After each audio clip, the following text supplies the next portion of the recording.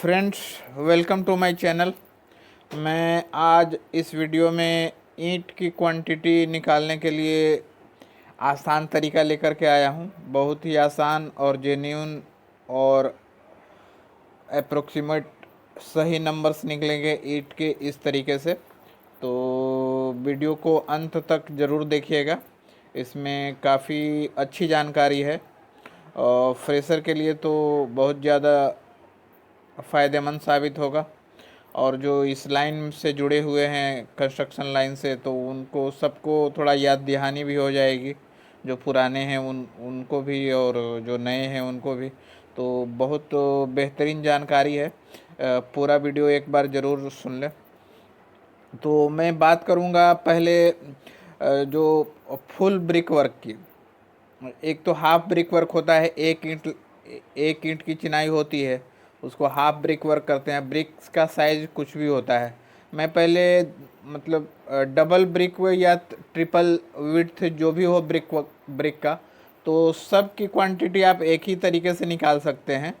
Half brick work का अलग तरीका बताऊंगा, और जो फुल ब्रिक वर्क है 230 mm थिक, 250 mm थिक, या इससे भी ज़्यादा 14 इंच का वाल आता है, 345 mm थिक। तो सारे थिकनेस का आप एक तरह से निकाल सकते हैं।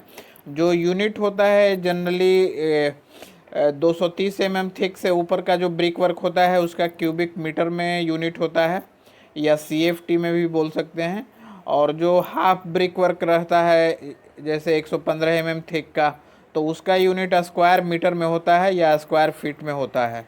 तो पहले मैं क्यूबिक मीटर या क्यूबिक फीट का जो यूनिट है, 230 mm से ज़्यादा थिकनेस का जो वाल है, उसका क्वांटिटी निकालने के लिए मैं आपको आसान तरीका बताता हूँ। सबसे पहले तो ये करना है कि ब्रिक वर्क का क्वांटिटी आप क्यूबिक मीटर में निकाल लें।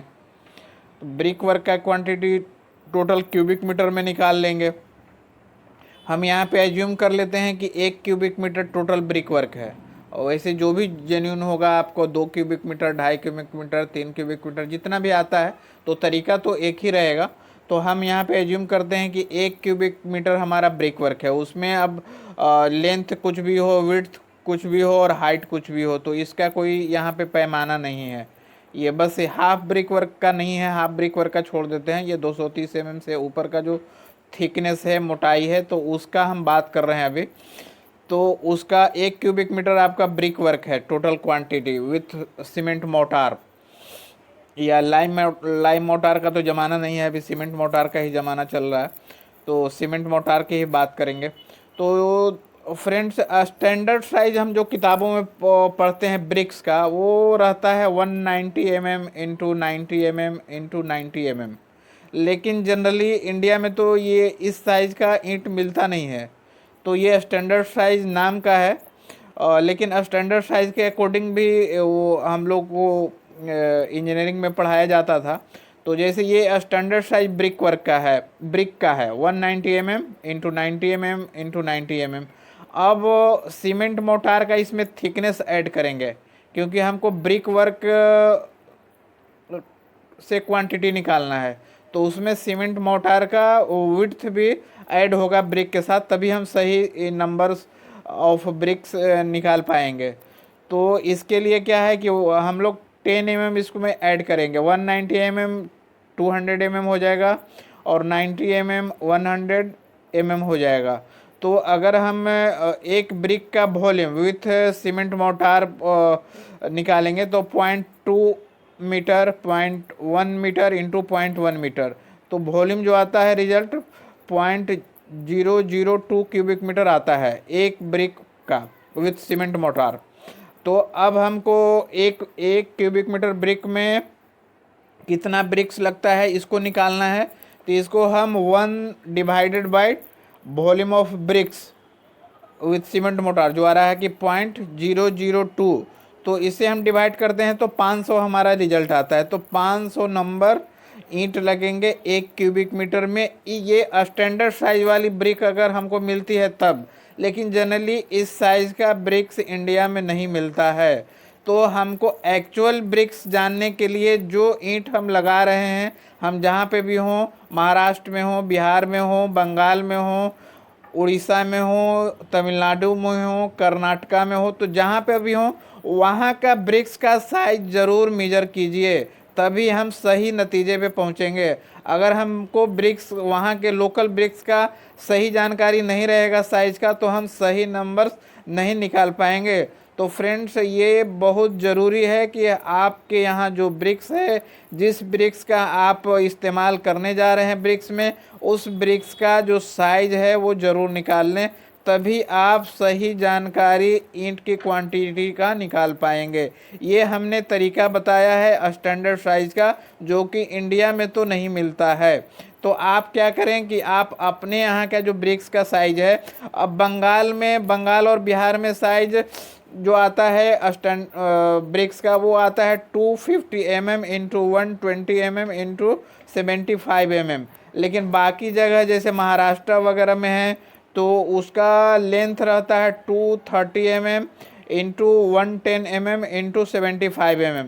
तो साइज अलग अलग होते हैं। तो आपको साइज बहुत महत्वपूर्ण मायने रखता है सही जानकारी क्वांटिटी ऑफ ब्रिक्स के लिए। तो ये आप देख लें कहाँ आप काम करवा रहे हैं, वहाँ का ब्रिक्स का साइज़ क्या है, तो सबसे मेजर कर लें। तो एक तो मैंने आपको स्टैंडर्ड साइज ऑफ ब्रिक्स से क्वांटिटी निकालना बता दिया। दूसरा हम एक उदाहरण लेते हैं।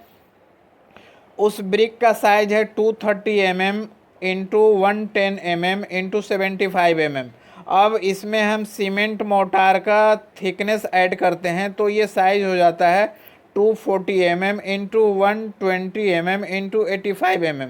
अब इस ब्रिक्स का वॉल्यूम हम निकालेंगे, तो ये वॉल्यूम आएगा 0.002448 क्यूबिक मीटर।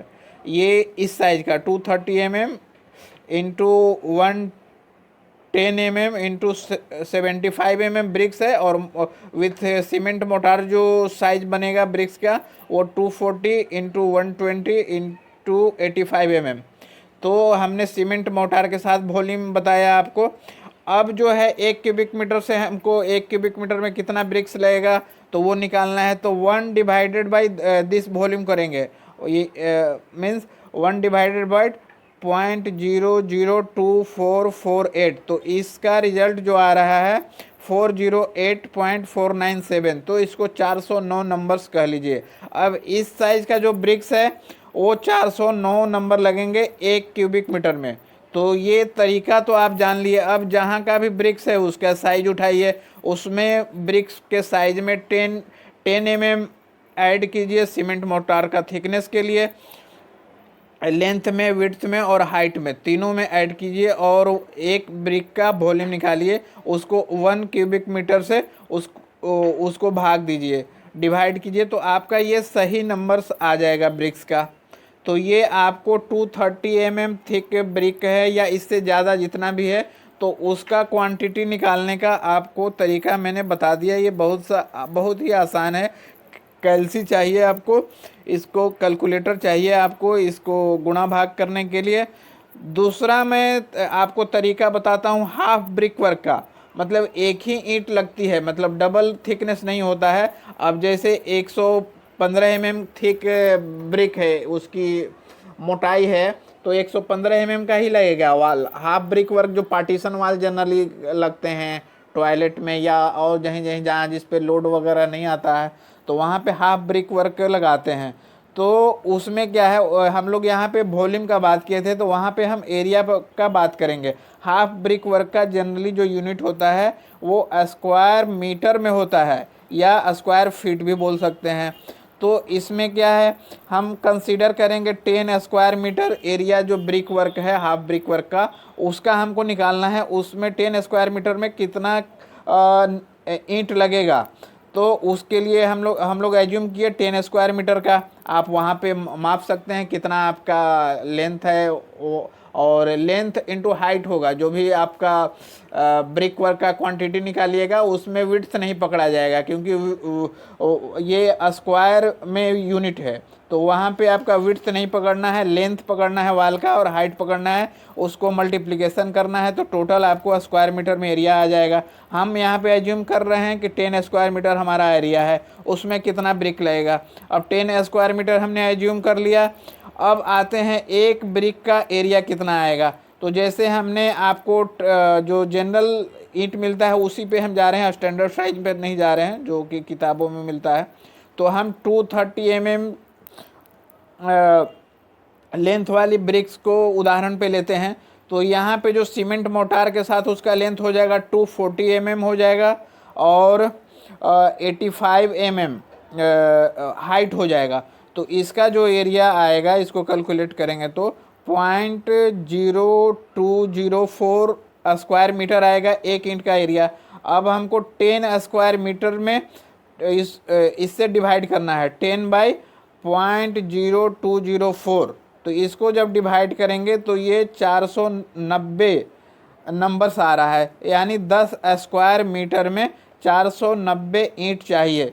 तो फ्रेंड्स ये साइज जो हमने लिया है, जो निकाला है 490, ये साइज है आपका 230 mm into 110 mm into 75 mm वाली ईंट का। तो अगर हमारे यहाँ दूसरा ईंट मिल रहा है, उसका साइज अलग है, तो उस साइज के अकॉर्डिंग उसका वॉल्यूम या एरिया निकालिएगा। अभी एरिया वाले पे बात कर रहे हैं हाफ ब्रिक पर, तो वहाँ पे एरिया निकालना है। तो ये तरीका है सही जानकारी का। अगर हम कुछ याद कर लेते हैं कि ये जैसे मैंने बताया, अब इसको याद नहीं करना है, आपके यहाँ जो ब्रिक्स का साइज है उसको मेजर करना है, उसके अकॉर्डिंग इस तरीके पे काम करेंगे तो ईंट की संख्या की आपको सही जानकारी मिलेगी। तो मुझे लगता है कि आपको ये बहुत फ़ायदेमंद होगा। और हाँ फ्रेंड्स, अब ये तो रियल नंबर ऑफ ब्रिक्स हो गया, और काम करने के दौरान कुछ वेस्टेज हो जाते हैं ब्रिक्स के, तो वो काम नहीं आते हैं।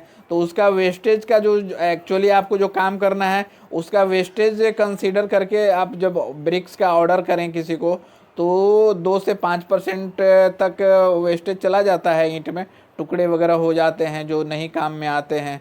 तो थोड़ा सा वेस्टेज कंसीडर करके ऑर्डर किया करें। लेकिन जो हमारा जो रियल आपको जो रिज़ल्ट आएगा, तो रिज़ल्ट हमको इतना ही बताना है।